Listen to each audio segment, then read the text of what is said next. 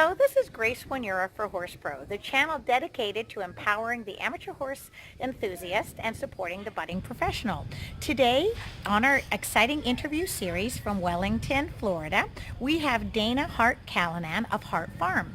Dana can offer a very unique perspective because she was a very successful competitor, is a successful trainer and coach, and has a daughter who also rides. Dana also is an R-rated judge and a successful salesperson in this industry. So with so many hats, it's going to be a very exciting interview. Now, Dana, as someone who has been competitive in other sports at a high level, what unique perspective does that give you towards riding and the sport of horses in general? You're right. I did a lot of sports as a kid and even into my college years. And I think it gives you a lot of perspective. This sport is different in many ways because it's not per se on a daily basis a team sport. It's you, yourself, and your horse. So I think it gives you, for me, I have the other aspect of it, understanding what it means to be an all-round athlete, what it means to have full training, keeping a program, looking at the long-term picture, looking at the short-term picture. Doing it in other sports is a lot easier when you have other people around you helping you doing it, and understanding how important it is for the horse to be fit, for you to be fit, for you to be strong mentally and physically, and then to also try to take light of it, that it is just you and yourself and the horse, and as a team it's a lot easier to pull some confidence out of you when you need to, and as an individual it's not that easy. So as a training point of view, I try to pull a lot of the other parts of the sports into it so that people that maybe only do this sport, especially kids, understand that this is probably one of the hardest sports out there, since I've done so many. Now, I want you to put your mom hat on for a minute. Your daughter is a talented rider. She is expressing interest in becoming a professional when she's of age. She's only 14 at the moment. Would you wish this professional career upon her, or have you and Sean, your husband, ever felt that you would have loved her to take up house league volleyball, for instance? Yes, don't think for a second there hasn't been many days where I have never wanted her to do this business. Actually, when she was little, she'll tell you that I pushed her in the barn. I made her pack up her ponies at 2 years old, groom them. I really honestly think if she's going to do this business, just like every professional in this sport, they gotta love it. They gotta breathe it, love it. It's not a 9-to-5 job. It's every day. Always you're with the horses. So I'm a big believer. I would love her to do it. I think it's a wonderful life as far as having animals around you all the time. I think it's a hard life, a very hard life. Very hard to have a family in it. I'm blessed that my husband is not in it, so it's a little bit easier for me. But I think it's a hard life. I don't wish it on her, but if she wants it, she's going to have to love it. And what challenges do you find as a stable owner and as a parent, and not coming from a place of Billionaire Row in Grand Prix Village there? What are the challenges facing you and Sean in keeping Emma well-horsed or well-mounted? Oh, it's a struggle daily, to be honest with you. I think in this industry you never have enough money. Even the millionaires don't have enough money. You have to be good at this to be able to do very well at it. You have to be very good at it naturally, and then you got to be a hard worker at it.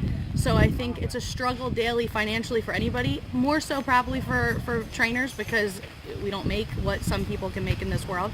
But I hope and pray that the overachiever, which I think she is, gets above and beyond. But yes, to try to mount her and to keep the horses that she needs under her, because she's gone faster than most kids probably would, has made it very difficult. At a young age, we've always tried to keep her well mounted so she doesn't get overfaced or scared, but also pushed at the same time. So having multiple mounts, so time in the tack, is difficult. Carrying them is difficult, and then at this point finding them is very difficult. And of all your hats you wear, what role do you like the most, and what's the greatest challenge? Wow, the role I love the most. I would say in this day and age, it's probably changed every year, but I would say right now, I love watching my daughter do this and enjoy it.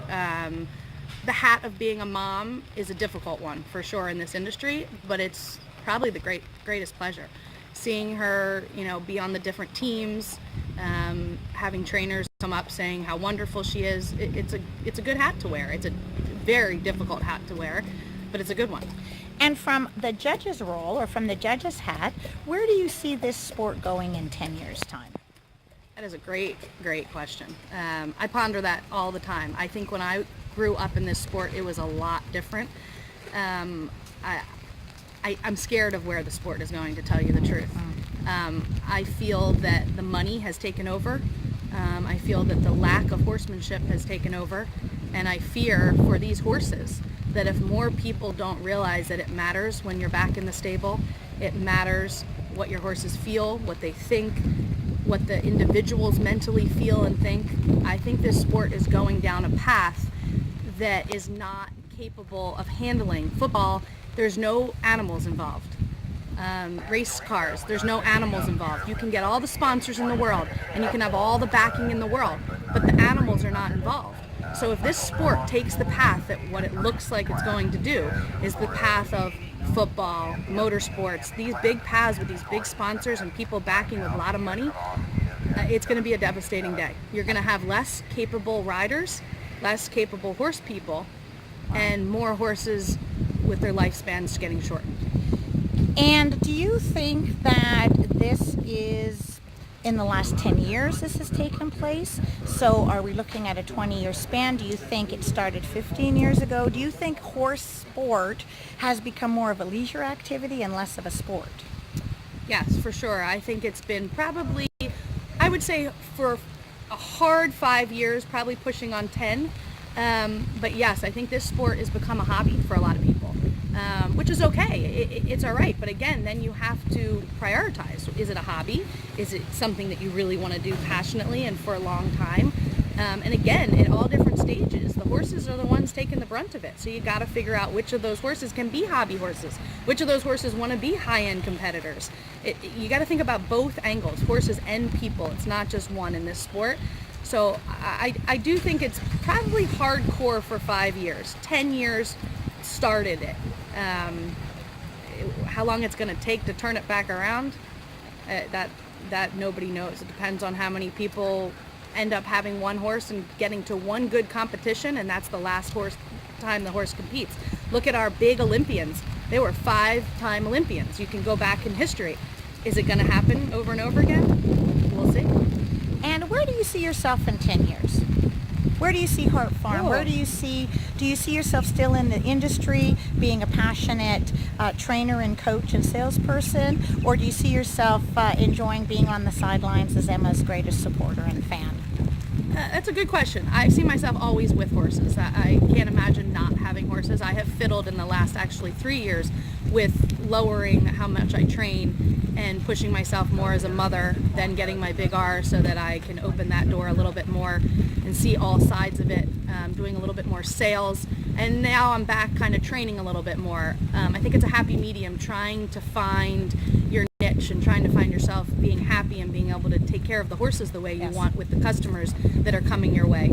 I think I'll always be in the industry. My hope would be that I would, for sure, someday be able to have a big enough sales and judging that I could be there if my daughter takes this path, more for her than anything else. And if she doesn't take the path, then I'm sure the training would come larger into effect.